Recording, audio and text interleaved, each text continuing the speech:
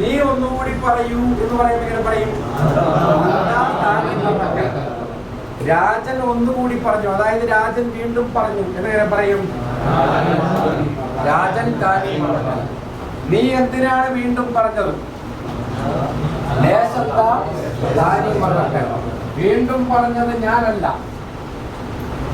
അന താനി മറക്കലം അനമാഫി, അല്ലെങ്കിൽ അനമാഫി താനി മറക്കലം. എല്ലാം ഞാൻ വീണ്ടും പറയാം. എങ്ങനെ പറയും? എല്ലാം എല്ലാം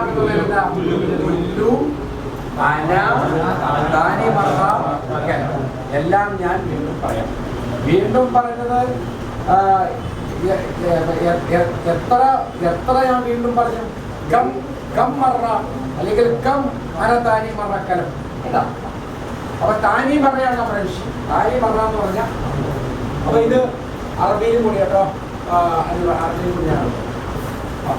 അപ്പോ താനി മറ, താനി മറ, താനി മറ.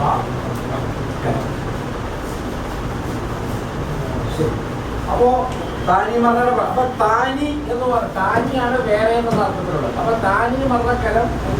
ഇനി